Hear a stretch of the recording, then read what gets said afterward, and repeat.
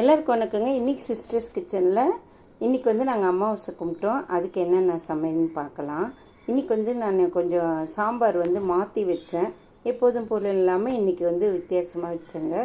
பருப்பை வந்து வெறும் மஞ்சத்தூளும் எண்ணெயும் ஊற்றி நல்லா 1/4 மணி நேரம் ஊற வச்சு 4 விசில் விட்டு இறக்கிட்டேன். அதுக்கப்புறம் வந்து சாம்பாரை தாளிச்சிக்கிட்டேன். காஞ்ச மிளகாய், கடுகு, உளுத்தம்பருப்பு, சீரகம், வெந்தயம், அப்புறம் தக்காளி, வெங்காயம் கொஞ்சமாக தாங்க பருப்பு எடுத்துக்கிட்டேன். 2 வித பூசணிக்காவும் எடுத்துக்கிட்டேன். இப்போ வந்து நான் பருப்பில் தான் பூண்டுலாம் போடுவேன். இப்போ வந்து இந்த மாதிரி தாளிக்கும் போது எல்லாத்தையும் சேர்த்துக்கிட்டேன். அவ்வளோதான், கொஞ்சம் மாற்றிட்டேன், அவ்வளோதான். அதுக்கப்புறம் பெருங்காயம் எல்லாம் போட்டாச்சு.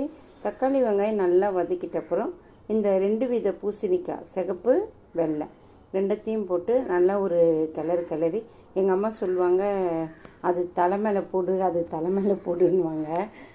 அந்த மாதிரி அது தலை மேலே போட்டுட்டேன். தக்காளி வெங்காயம் வதக்கிட்ட அப்புறம் பூசணிக்காவை அது தலை மேலே போட்டுட்டேன். சமைக்கும் போதே எங்கள் அம்மா காமெடியாக பேசுவாங்க.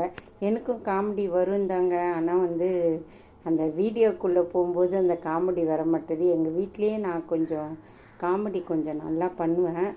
ஆனால் என்னவோ தெரில, அந்த வீடியோக்குள்ளே வந்தோடனே காமெடியெல்லாம் வர மாட்டேது. இப்போ வந்து தனியாக அந்த பருப்பை கடைஞ்சி புளி ஊற்றி கொதிக்க வச்சுட்டு, இப்போ இந்த காய் வெந்தவுடனே தேவையான அளவு இந்த மிளகாத்தூள், உப்பு, எப்பவும் போல் சாம்பாருக்கு போடுறது எல்லாமே போட்டேன். ஆனால் கொஞ்சம் மாற்றி வச்சேன், அவ்வளோதான் வித்தியாசம்.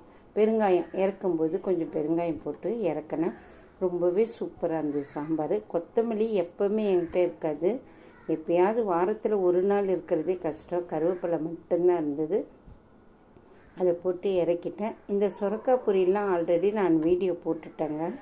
அது வந்து நான் கீழே வந்து டிஸ்கிரிப்ஷனில் கூட கொடுக்குறேன். நீங்கள் வந்து எப்படி செய்யணும்னு தெரியாதவங்க பார்த்துக்கோங்க. அதுக்கப்புறம் வந்து கத்திரிக்காய் பொரியல், கத்திரிக்காய், முருங்கைக்காய்.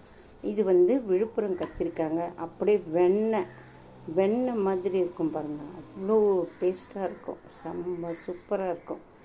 அதையும் செஞ்சாச்சு. எல்லா சமையலும் ரெடி ஆயிடுச்சு. பிடிச்சிருந்தால் லைக்